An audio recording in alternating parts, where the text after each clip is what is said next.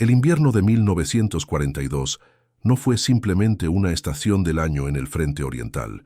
Fue un verdugo silencioso que no distinguía entre uniformes, ideologías o rangos. En las vastas estepas que rodeaban los accesos al Cáucaso, el frío había dejado de ser una condición climática para convertirse en un elemento físico, una masa sólida y punzante que congelaba el aceite en los engranajes y convertía el acero de los tanques en trampas mortales que quemaban la piel al tacto. Los ejércitos de Hitler habían estirado sus líneas de suministro hasta el punto de ruptura, pero para el Ejército Rojo la situación no era menos desesperada.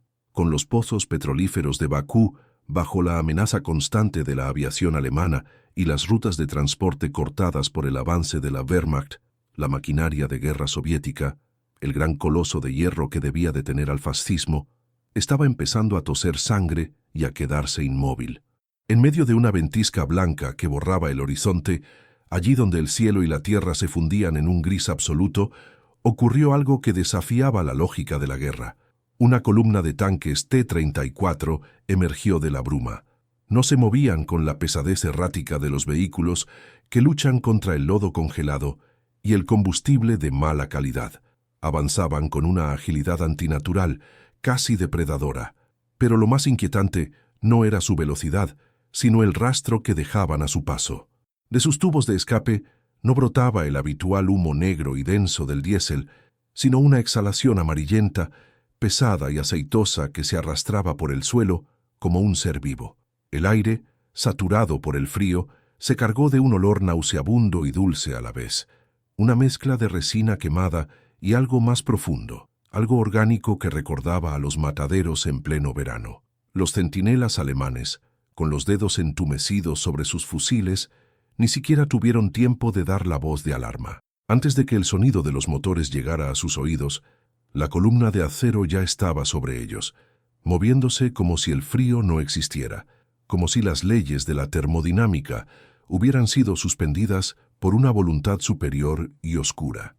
Este es el relato de un secreto enterrado bajo las capas de hielo de la historia oficial, la crónica de un experimento nacido de la desesperación absoluta y de un hombre que, para salvar a su nación, estuvo dispuesto a alterar la naturaleza misma del combate. Se decía que los soviéticos habían encontrado una forma de alimentar a sus bestias de metal cuando la gasolina se agotó, pero el precio de ese milagro no se pagó en rublos ni en recursos, sino en la esencia misma de los hombres que tripulaban aquellas máquinas. Prepárate, porque lo que estás a punto de escuchar desafía la comprensión de la tecnología militar y se adentra en los rincones más oscuros de la química y el sacrificio humano.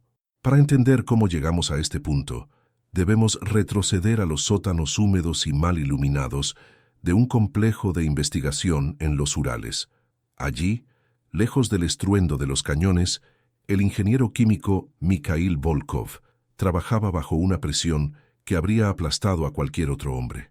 Mikhail no era un soldado, era un visionario de la materia, un hombre que veía el mundo como una serie de enlaces moleculares que podían ser forzados, rotos y reformados. El alto mando le había dado una orden clara y brutal. Si no hay petróleo, inventa algo que arda. No importaba si era inestable, no importaba si era tóxico.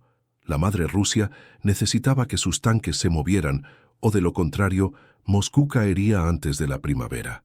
Mikhail Volkov era un hombre de silencios prolongados y ojos hundidos por el insomnio. Su genialidad rozaba la locura, alimentada por la culpa de saber que cada uno de sus descubrimientos terminaba convirtiéndose en un arma de destrucción. Pero en el invierno del 42, la moralidad era un lujo que nadie podía permitirse. Mikhail comenzó a experimentar con lo que tenían a mano en abundancia en las interminables taigas siberianas, resina de pino y alcohol de grano de la más baja calidad, aquel que era demasiado impuro incluso para los soldados más desesperados. Sin embargo, la mezcla no era suficiente. El alcohol ardía demasiado rápido y con poca potencia. La resina obstruía los inyectores y dejaba un residuo pegajoso que inutilizaba los cilindros en cuestión de horas. Faltaba un puente, un catalizador que uniera estas sustancias dispares, en un combustible capaz de mover 30 toneladas de acero. Fue entonces cuando Mikhail, hurgando en antiguos textos de alquimia orgánica y combinándolos con la química industrial más avanzada, propuso el uso de un catalizador alcalino extraído de una fuente inusual: huesos animales procesados a presiones extremas. El compuesto resultante era una sustancia viscosa, de un color ámbar turbio que los mecánicos no tardaron en bautizar como sangre de abedul. Sobre el papel era una solución brillante. En la práctica era algo mucho más complejo y aterrador. El proyecto Icor había nacido.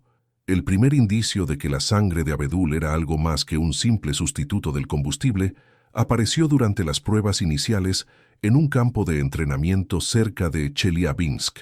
Cuando Mikhail vertió el compuesto en el depósito de un T-34 capturado, el motor no tardó en arrancar, pero el sonido no era el habitual traqueteo metálico.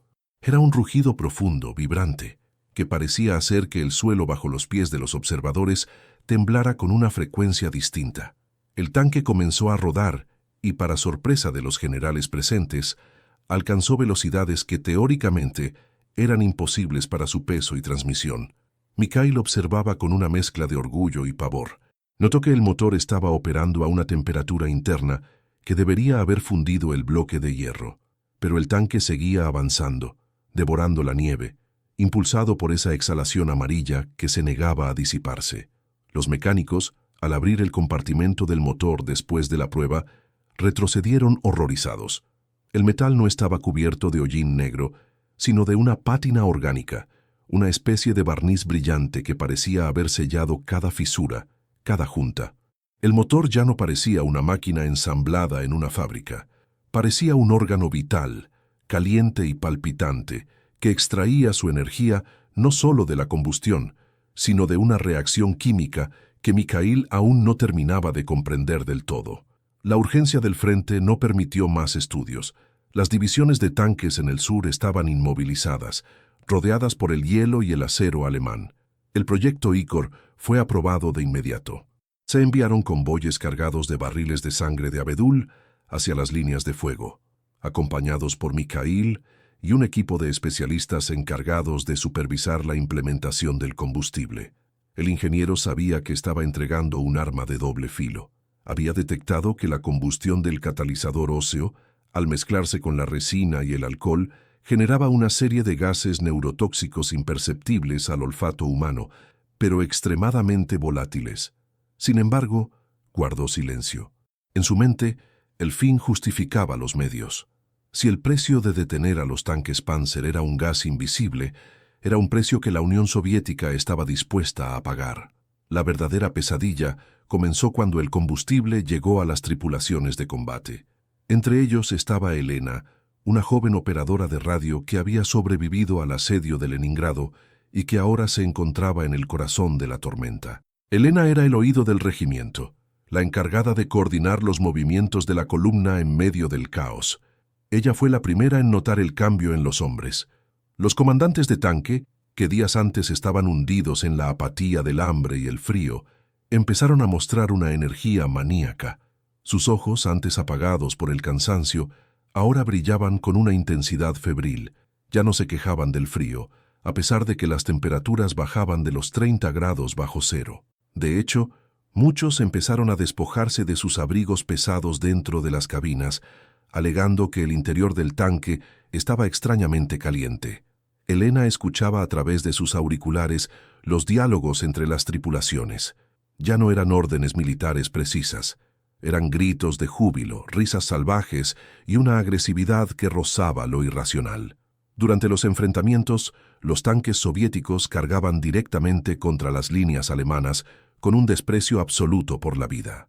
Recibían impactos directos que deberían haberlos detenido, pero las máquinas seguían avanzando, como si el combustible que corría por sus venas de acero les otorgara una invulnerabilidad momentánea.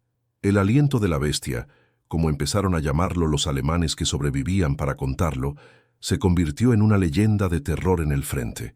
Pero Mikhail, que seguía la columna desde un vehículo de mando, veía lo que los demás ignoraban. Observaba cómo los rostros de los conductores se volvían pálidos, casi translúcidos, y cómo sus movimientos se volvían espasmódicos, sincronizados perfectamente con el ritmo del motor. La sangre de Abedul no solo estaba alimentando a las máquinas, estaba alterando a los hombres. Los gases que se filtraban en la cabina estaban provocando una euforia química, una desconexión de la realidad que eliminaba el miedo y el dolor, pero que también borraba la empatía y la capacidad de discernir entre el bien y el mal. Una noche, mientras la columna descansaba en un valle cubierto de cadáveres congelados, Elena se acercó al tanque de Mikhail. El silencio de la estepa era roto únicamente por el crujido del metal enfriándose, un sonido que recordaba a un animal gimiendo en la oscuridad. Elena había encontrado unos documentos en el camión de suministros, informes que hablaban de efectos secundarios que Mikhail no había compartido con nadie. Hablaban de tripulaciones que, tras semanas usando el combustible, dejaban de responder a las órdenes y empezaban a ver al enemigo en todas partes, incluso entre sus propios camaradas. Mikhail la recibió con la mirada de alguien que ya se sabe condenado. El ingeniero no intentó negar nada. Le explicó que el componente secreto del catalizador, el que permitía que la sangre de Abedul funcionara en el frío extremo, no era simplemente hueso animal. Habían utilizado un compuesto experimental recuperado de un laboratorio alemán capturado en los primeros meses de la invasión. Un compuesto diseñado originalmente para aumentar la resistencia de los soldados, pero que resultó ser demasiado peligroso para el uso humano directo. Mikhail lo había estabilizado, o eso creía, al diluirlo en el combustible, pero la combustión lo estaba liberando en una forma concentrada y letal. La tensión en el campamento era palpable. Los soldados movían los barriles de sangre de Abedul con una reverencia casi religiosa, como si aquel líquido ámbar fuera la verdadera sangre de la nación. Elena se dio cuenta de que el alto mando no solo conocía los efectos, sino que planeaba expandir el proyecto. Querían crear divisiones enteras de tanques que no necesitaran descanso, que no sintieran miedo y que avanzaran hasta que el último gramo de combustible se agotara, sin importar lo que quedara de los hombres dentro de ellos. Eran soldados desechables para una guerra total. Mikhail miró hacia la oscuridad, donde las siluetas de los T-34 recortaban el cielo estrellado. Podía sentir el calor que aún emanaba de ellos, un calor que no era natural, que vibraba con una malevolencia química. Sabía que había perfeccionado un arma de deshumanización, una herramienta que convertiría al glorioso ejército rojo en una horda de autómatas frenéticos. El dilema quemaba en su pecho más que el frío. Debía permitir que esta monstruosidad continuara para salvar a Rusia de la aniquilación nazi, o debía destruir su propia creación y condenar a su país a la derrota. La respuesta no llegaría de forma sencilla. En la distancia, el sonido de las orugas alemanas empezó a vibrar en el suelo congelado. Una contraofensiva enemiga estaba en marcha. Los tanques soviéticos, como si hubieran olido la presencia del enemigo, empezaron a rugir por sí solos. Los motores se encendieron sin que nadie girara la llave, impulsados por esa presión interna que desafiaba la física. Elena corrió hacia su radio, pero lo que escuchó no fueron coordenadas de defensa.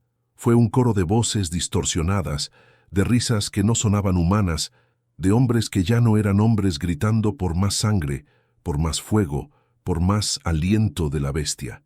La batalla que estaba por comenzar no sería un enfrentamiento de estrategias, sino un banquete de acero y locura química bajo la luna de invierno.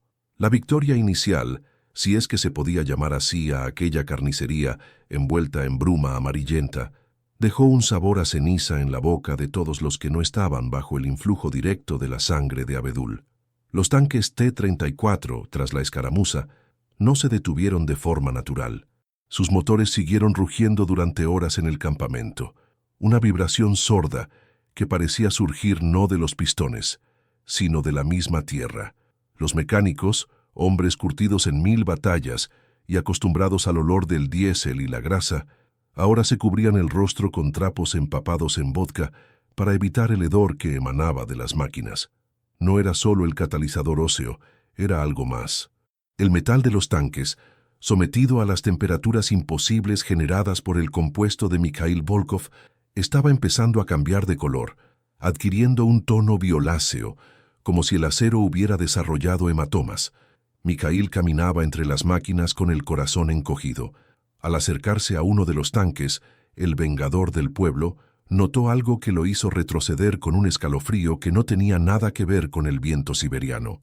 Las juntas de los paneles de blindaje, antes selladas con soldaduras toscas pero firmes, estaban supurando una sustancia espesa y oscura, una especie de exudado que recordaba a la resina, pero que burbujeaba con una efervescencia maligna. Al tocarla con la punta de su bota, la sustancia se estiró como un tendón. El combustible de Mikhail no solo estaba quemando, estaba fusionando la máquina con los residuos orgánicos del catalizador, creando una costra de biomasa quemada que parecía estar curando los agujeros de bala y las abolladuras del combate. El tanque ya no era solo una herramienta, se estaba convirtiendo en un organismo de hierro con fiebre. Las dificultades técnicas, lejos de desaparecer con la potencia extra, se volvieron bizarras. Los conductores informaban que los controles se sentían blandos, como si las palancas de dirección estuvieran conectadas a músculos en lugar de cables y engranajes. El acelerador a veces se quedaba pegado, no por el hielo, sino por una succión interna que el motor ejercía, como si la máquina tuviera hambre de más sangre de abedul. Mikhail se encerraba en su laboratorio móvil, un camión destartalado lleno de matraces y notas manuscritas, tratando de encontrar una forma de neutralizar los gases neurotóxicos sin perder la eficiencia térmica. Pero cada vez que intentaba diluir el catalizador, el motor simplemente se apagaba, rechazando cualquier mezcla que no fuera aquella pócima letal. Era como si el acero hubiera desarrollado una adicción química. Dentro de su mente, Mikhail libraba una guerra personal. Cada noche, al cerrar los ojos no veía mapas de avance ni fórmulas químicas. Veía los rostros de los soldados que habían sido inyectados, indirectamente, con su creación. Se preguntaba si su alma pesaba más que los tanques que enviaba al frente. «He dado a la madre Rusia un arma de salvación», se decía a sí mismo en un monólogo interno que se repetía como un mantra para no romperse. «Pero a cambio, le he robado el derecho a morir como seres humanos». Se sentía como un alquimista medieval que, en su búsqueda por el oro, había tropezado con la receta de la peste. La culpa era una presión constante en su pecho, un peso mayor que el de cualquier blindaje, que lo obligaba a seguir adelante, porque el camino de regreso ya estaba bloqueado por los cuerpos de los que ya habían cambiado. Elena, por su parte, vivía su propio infierno en la sala de radio. El ruido de fondo, el habitual estática de las frecuencias de onda corta, se había transformado en algo perturbador. Entre los pitidos del código Morse y las voces de los comandantes, Elena empezaba a escuchar susurros. No eran interferencias alemanas, eran voces rusas pero distorsionadas, como si hablaran a través de una garganta llena de líquido. Las tripulaciones de los tanques ya no hablaban de tácticas o de suministros. Hablaban de el calor, de la danza y de cómo el tanque les susurraba dónde estaba el enemigo. «Mikhail, tenemos que detener esto», le dijo Elena una noche, entrando sin llamar en su laboratorio. Sus ojos estaban enrojecidos y sus manos temblaban mientras sostenía un fajo de transcripciones. «Escucha esto. El sargento Petrov, del tercer pelotón, ha dejado de usar el periscopio. Dice que puede ver a través del acero, que el tanque le presta sus ojos. Y no es el único. Todos están perdiendo la noción de quiénes son. Ayer uno de los cargadores intentó beberse una ración de combustible porque decía que olía a pan recién horneado». Mikhail no levantó la vista de sus notas. Sabía que Elena tenía razón, pero también sabía que el general Zhukov esperaba resultados para la gran contraofensiva de la semana siguiente. El éxito del proyecto Icor era la única razón por la que todavía no los habían fusilado a ambos por sabotaje ideológico. «El cerebro humano es frágil, Elena», respondió Mikhail con una voz que sonaba como el crujido de la nieve seca. «Lo que escuchas es solo el efecto del monóxido de carbono y los alcaloides del catalizador.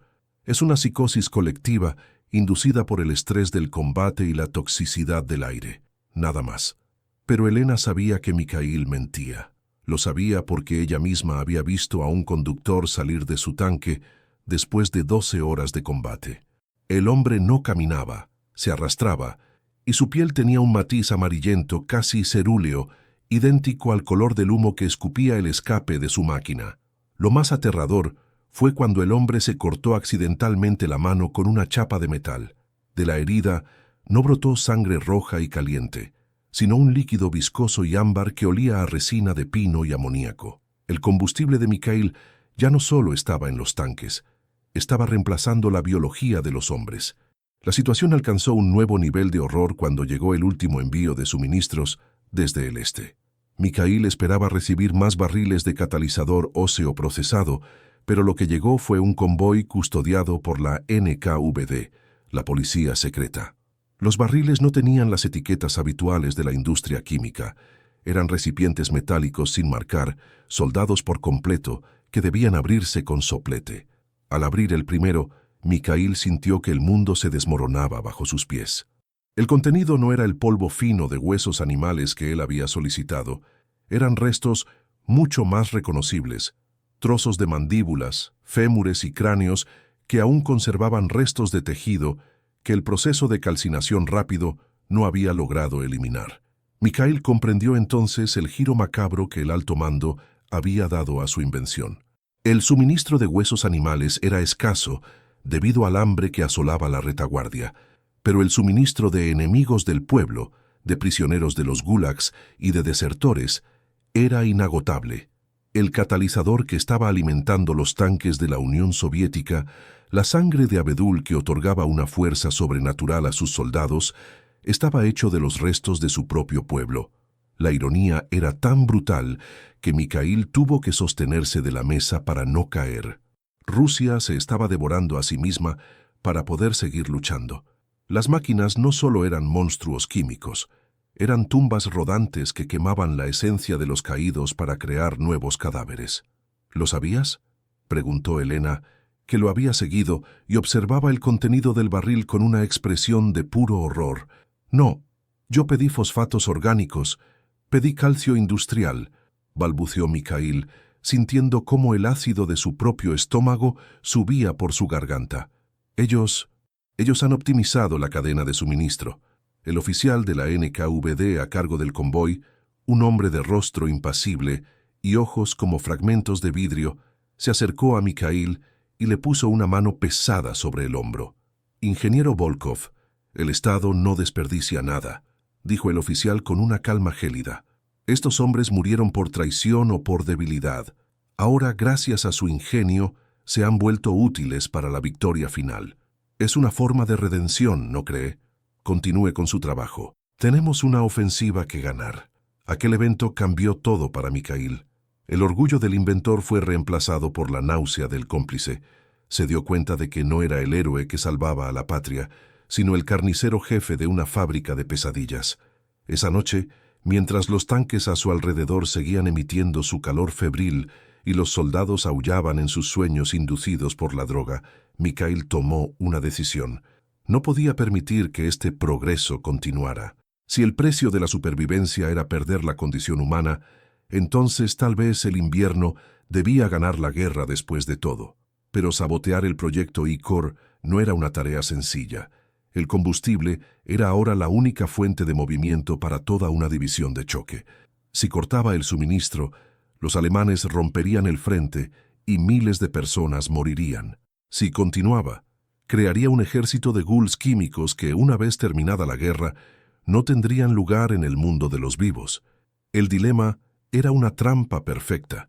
Mikhail comenzó a planear una forma de alterar la fórmula final, de crear un agente que provocara un fallo catastrófico en los motores durante el próximo combate, destruyendo las máquinas y, con suerte, liberando a los hombres de su agonía antes de que la transformación fuera irreversible.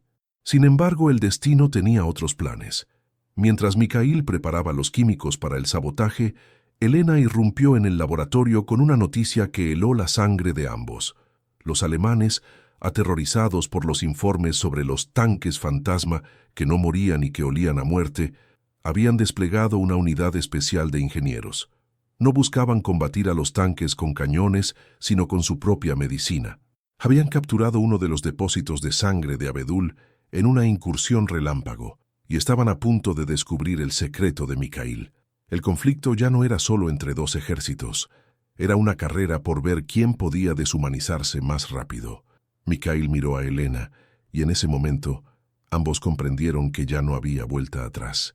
Estaban atrapados en una espiral donde el acero, la carne y la química se habían fundido en una sola entidad sedienta de guerra. El aliento de la bestia estaba a punto de convertirse en un incendio que nadie, ni siquiera su creador, podría apagar.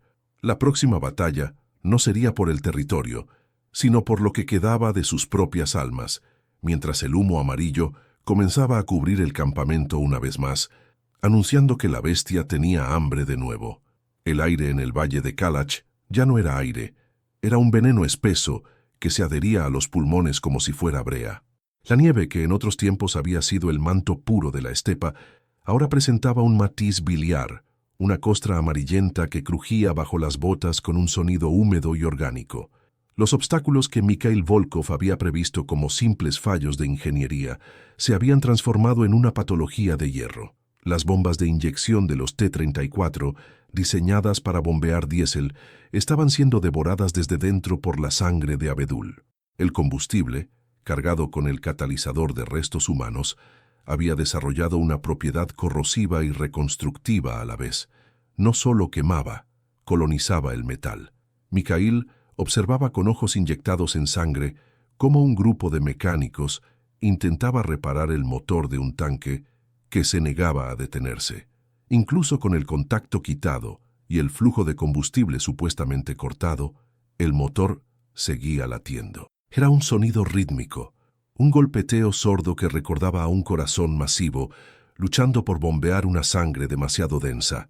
Cuando uno de los hombres introdujo una llave inglesa en el compartimento, el metal de la herramienta fue atrapado por una excrescencia fibrosa que brotaba del bloque del motor. El mecánico tiró con todas sus fuerzas, pero la máquina no cedía. Fue entonces cuando ocurrió lo impensable. El motor emitió un siseo vaporoso, un chorro de gas ámbar que envolvió al hombre.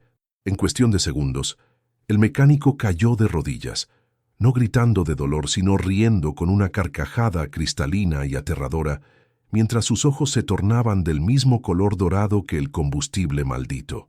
La situación técnica era un desastre absoluto, pero el mando militar lo veía como un milagro. Para los generales, que los tanques no se detuvieran, que no necesitaran piezas de repuesto, porque el propio combustible sellaba las grietas, era la solución final a sus problemas de logística. No les importaba que los hombres dentro de las cabinas estuvieran dejando de ser soldados para convertirse en extensiones del sistema de armas. Mikhail se sentía como un espectador en su propio funeral. En su mente, el monólogo de la culpa se había convertido en un griterío ensordecedor. «Soy un arquitecto de la carne», pensaba mientras caminaba por el campamento, evitando las miradas de los soldados. «He roto la barrera entre lo inanimado y lo vivo, y lo he hecho para alimentar a una bestia que no conoce la saciedad». Se preguntaba si, al final de la guerra, habría alguien capaz de distinguir dónde terminaba el tanque y dónde empezaba el hombre, o si todos acabarían fundidos en una masa de acero y hueso bajo el sol de la victoria. Elena se había convertido en su único ancla con la realidad, aunque ella misma estaba perdiendo el juicio. La joven operadora de radio ya no usaba sus auriculares para escuchar las órdenes del alto mando. Se limitaba a grabar los susurros que emanaban de los tanques. Una noche, bajo la luz mortecina de una lámpara de aceite, le mostró a Mikhail una de las grabaciones. No era estática, era un coro de miles de voces, un lamento polifónico que parecía surgir de las profundidades de la tierra. Eran los nombres de los desaparecidos, los susurros de los que habían sido procesados en los barriles sin marcar, mezclados con el rugido de los motores. «No son solo gases neurotóxicos, Mikhail», susurró Elena, con el rostro pálido y las ojeras hundidas como pozos de sombra. «El catalizador tiene memoria. La sangre de Abedul está cargada con el último aliento de los que murieron odiando a este ejército, odiando esta guerra. Y ahora estamos inyectando ese odio en nuestras máquinas. Los hombres dentro de los tanques no están eufóricos por la droga. Están poseídos por el dolor de los que fueron sacrificados para que ellos pudieran avanzar». Mikhail quiso gritarle que eso era imposible, que la química no guardaba almas, pero sus propios experimentos decían lo contrario. Había notado que la temperatura de los tanques subía drásticamente cuando se acercaban a un cementerio o a un campo de batalla reciente. Era como si el combustible se excitara ante la proximidad de la muerte. La sangre de abedul era un parásito emocional, una sustancia que se alimentaba de la desesperación para generar energía cinética. El giro definitivo se produjo cuando el oficial de la NKVD, Baranov, convocó a Mikhail a una reunión de emergencia en un búnker subterráneo. Sobre la mesa había un mapa desplegado con una flecha roja masiva apuntando hacia las líneas alemanas. Pero no era una ofensiva convencional. Baranov explicó que habían desarrollado una variante enriquecida del combustible, una que Mikhail no había autorizado. La llamaban el ícor negro. Contenía una concentración aún mayor del catalizador y un aditivo derivado de un hongo siberiano que crecía exclusivamente en los túmulos funerarios antiguos de la taiga. El objetivo es una contraofensiva nocturna total, dijo Baranov, y su sonrisa era la de un cadáver. Los tanques avanzarán sin luces, sin radio, guiados por el puro instinto depredador de la sangre de abedul. No habrá prisioneros, no habrá sobrevivientes. Queremos que el enemigo vea a los demonios salir de la nieve. Mikhail sintió que el suelo se abría bajo sus pies. Aquello no era una operación militar, era un ritual de sacrificio masivo. Se dio cuenta de que el alto mando ya no buscaba ganar la guerra con tácticas, sino con terror metafísico. Planeaban quemar el alma de todo un ejército para detener el avance alemán. Pero lo más aterrador fue la información que Baranov soltó casi como un descuido. Los alemanes no solo habían capturado el depósito de combustible, sino que habían empezado a utilizarlo en sus propios tanques Panzer. El aliento de la bestia se estaba extendiendo por ambos bandos. La guerra estaba dejando de ser un conflicto entre naciones para convertirse en un festín para una entidad química que Mikhail había despertado. Al salir del búnker, Mikhail encontró a Elena esperándolo junto a un camión de suministros. Su mirada era de una determinación fría que él nunca había visto en ella. Había robado una caja de granadas de fósforo y varios litros de un solvente industrial que Mikhail utilizaba para limpiar sus matraces. Mikhail, si esa ofensiva comienza, la humanidad habrá perdido, sin importar quién gane la batalla, dijo ella, agarrándolo por el brazo con una fuerza sorprendente. Tienes que destruir la reserva central, tienes que envenenar la sangre de abedul antes de que ella nos termine de consumir a todos. Mikhail miró a su alrededor. El campamento era una visión del infierno de Dante. Los tanques T-34 estaban rodeados de un aura de calor amarillento que distorsionaba el aire. Los soldados se movían como zombis, con los uniformes desabrochados en pleno invierno, sus pieles brillando con un sudor oleoso y dorado. Algunos de ellos hablaban con las máquinas, acariciando el blindaje como si fuera la piel de una amante. El ingeniero químico comprendió que su legado no sería el de un salvador, sino el del hombre que proporcionó el combustible para el fin del mundo.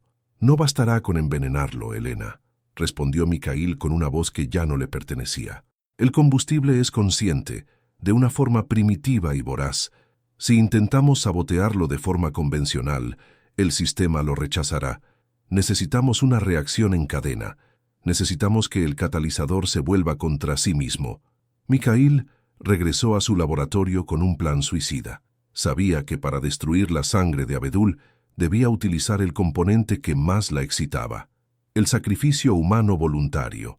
No era una cuestión de química, sino de una física oscura que él mismo había ayudado a formular. Si lograba introducir una impureza orgánica que no estuviera cargada de odio o desesperación, sino de una voluntad de destrucción absoluta, la estructura molecular del ícor negro colapsaría. Mientras preparaba la mezcla final, Mikhail escuchó el primer rugido de la ofensiva. No fue el sonido de los motores arrancando, fue un grito unísono de hierro y carne que desgarró el silencio de la noche. Los tanques empezaron a moverse, pero no de forma coordinada. Se lanzaron hacia adelante con una furia ciega, rompiendo sus propias formaciones. El humo amarillo que exhalaban era ahora tan denso que ocultaba las estrellas. Elena estaba en la torre de radio, intentando enviar un último mensaje de advertencia a cualquier unidad que aún conservara la cordura, pero solo recibía a cambio las risas de los muertos. La tensión alcanzó su punto álgido cuando Mikhail se dio cuenta de que Baranov y sus hombres de la NKVD se dirigían hacia el laboratorio. Habían sospechado de sus intenciones. El tiempo se agotaba. El ingeniero miró el frasco con el reactivo que acababa de sintetizar. Era pequeño, insignificante frente a los miles de litros de combustible almacenados en los depósitos principales. Pero sabía que, una vez que tocara la sangre de Abedul, la reacción sería imparable. Sería una explosión de pureza en un mar de podredumbre. «Mikhail, están aquí», gritó Elena a través de la pared del laboratorio. El ingeniero tomó el frasco y corrió hacia la escotilla que conectaba el laboratorio con el sistema de bombeo de la reserva central. Sus manos temblaban, no de miedo, sino de una extraña urgencia. Podía sentir el calor de los tanques acercándose, una marea de acero sedienta que reclamaba su tributo. En ese momento, Mikhail Volkov dejó de ser el científico frío y calculador. Se convirtió en el hombre que, para salvar la esencia de lo humano, estaba dispuesto a prender fuego a su propia existencia. El aliento de la bestia estaba a punto de encontrarse con el último aliento de un hombre que aún recordaba lo que significaba la piedad. El destino de la guerra y de la propia realidad pendía de una gota de líquido que se negaba a arder por odio, sino por amor a lo que estaba a punto de perderse para siempre. La puerta del laboratorio cedió bajo el peso de un mazo de acero justo en el momento en que Mikhail Volkov vertía el reactivo final en el conducto de alimentación de la reserva central. El sonido del metal astillándose fue ahogado por el rugido de los motores que, afuera, ya estaban devorando los primeros litros de licor negro. Baranov entró como una ráfaga de aire gélido, seguido por 3 oficiales de la NKVD con las pistolas amartilladas. El rostro del oficial no mostraba ira, sino una resolución fanática, una fe ciega en la atrocidad que estaba a punto de desatarse sobre el mundo. «Es demasiado tarde para el arrepentimiento, ingeniero», sentenció Baranov, su voz cortando el aire saturado de vapores químicos. «La historia no recuerda a los hombres por sus escrúpulos, sino por sus victorias. Usted ha entregado el fuego a los dioses de la guerra y ahora debe arder con él». Mikhail, con las manos manchadas de una mezcla de solvente y su propia sangre tras un corte accidental con un matraz roto, sostuvo la mirada del oficial. Elena estaba en un rincón, retenida por uno de los guardias, pero sus ojos permanecían fijos en la válvula de presión que Mikhail acababa de activar. El reactivo, una sustancia que Mikhail había diseñado para revertir la polimerización orgánica de la sangre de Abedul, estaba descendiendo por las tuberías hacia el corazón del depósito. Pero faltaba algo.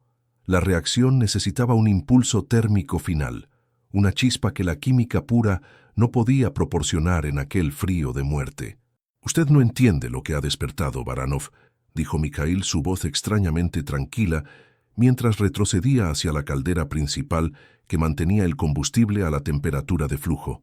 «Esto no es fuego, es un parásito. Si no lo detenemos aquí, no habrá un después de la guerra. Solo quedará el acero hambriento». Afuera, la ofensiva había alcanzado su punto de no retorno. Los tanques T-34, alimentados por el licor negro, se lanzaron a través de la tierra de nadie como proyectiles vivos. Los alemanes, desprevenidos ante tal despliegue de ferocidad antinatural, vieron cómo sus propias líneas de defensa eran trituradas no por tácticas, sino por una fuerza física que ignoraba los campos de minas y los proyectiles antitanque. El humo amarillo se había vuelto negro como el hollín de una cremación, extendiéndose por el valle como una mortaja. Los tripulantes soviéticos, sumidos en la psicosis definitiva, ya no gritaban consignas políticas. Emitían sonidos guturales, una cacofonía de furia pura que se transmitía por las radios abiertas, inundando los oídos de Elena y de cualquier otro que se atreviera a escuchar. En un clímax de desesperación y heroísmo trágico, Mikhail comprendió lo que debía hacer. La sangre de Abedul era una extensión de la voluntad de quien la manipulaba. Había sido creada a partir del odio y el sacrificio forzado, y por eso solo conocía la destrucción. Para detenerla, necesitaba un acto de voluntad contraria.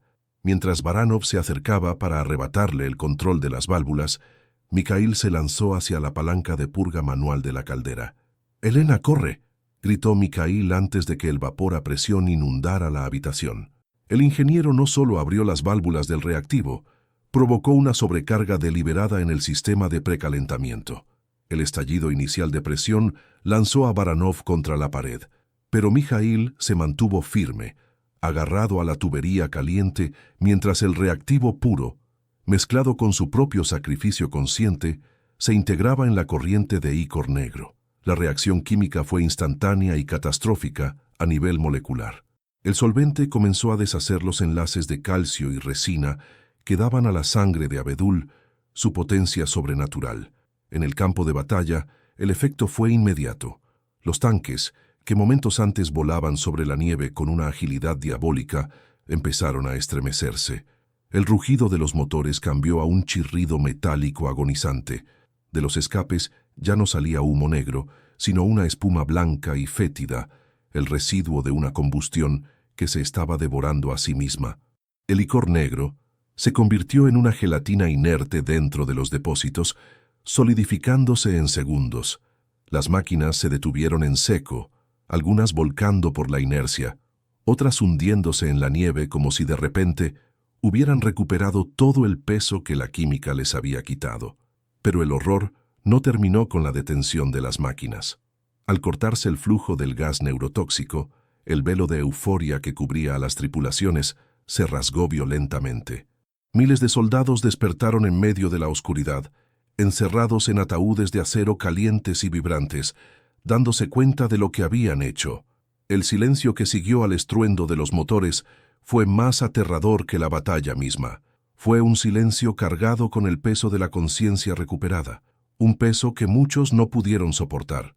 Mikhail Volkov, herido por la explosión de la caldera y envuelto en los vapores del reactivo, vio cómo el laboratorio se consumía en llamas.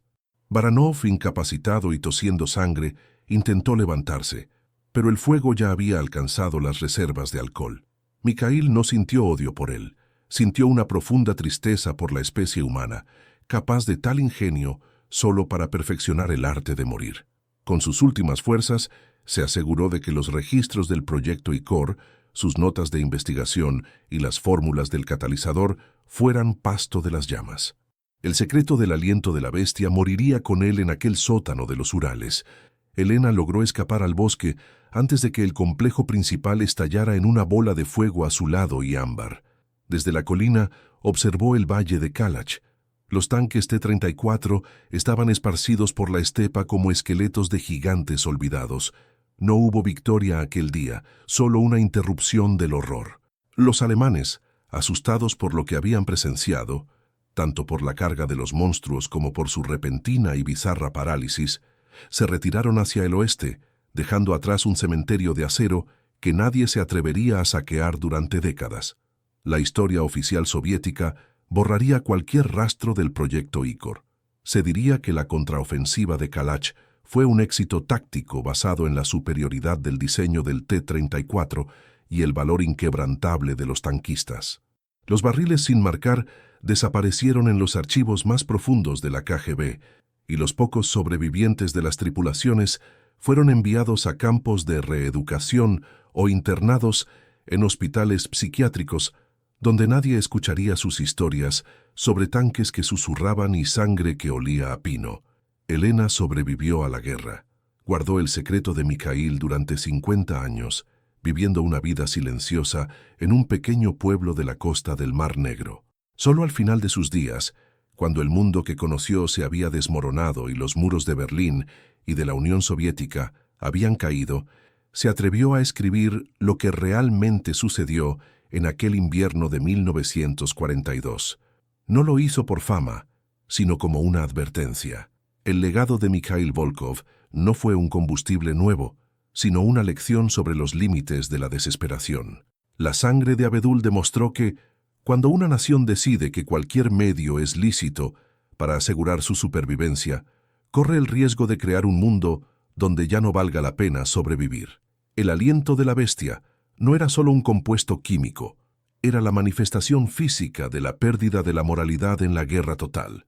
Hoy en día, se dice que en ciertos sectores remotos de la estepa rusa Allí donde los restos oxidados de los tanques de la Segunda Guerra Mundial aún emergen del permafrost durante los veranos cortos, todavía se puede percibir un olor extraño, un aroma dulce, resinoso y vagamente orgánico que persiste en el aire.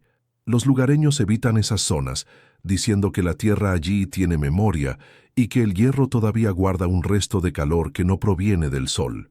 La historia de Mikhail y su combustible prohibido es un recordatorio de que el progreso técnico, separado de la compasión, solo nos conduce a una perfección más eficiente en nuestra propia destrucción. Mikhail quemó el alma de su ejército para salvar a su país, pero al hacerlo también salvó el futuro de un horror que habría redefinido lo que significa ser humano. En el sacrificio final de aquel ingeniero químico quedó la única chispa de humanidad que pudo sobrevivir a aquel invierno de ceniza y acero. El aliento de la bestia se extinguió en la nieve, pero su eco resuena cada vez que olvidamos que, detrás de cada máquina de guerra, hay un corazón que puede ser corrompido o redimido. La guerra terminó, el hielo se derritió y las flores volvieron a crecer sobre las tumbas de los olvidados. Pero en las sombras de la historia, la sangre de Abedul permanece como una mancha indeleble, un testimonio silencioso de que, a veces, el mayor enemigo no es el que está en el otro lado de la trinchera, sino el que nosotros mismos alimentamos con nuestra desesperación y nuestro ingenio oscuro. Mikhail Volkov murió como un traidor para el Estado, pero como un mártir para la humanidad, dejando tras de sí solo silencio y el frío eterno de una estepa que por fin pudo descansar de su aliento letal.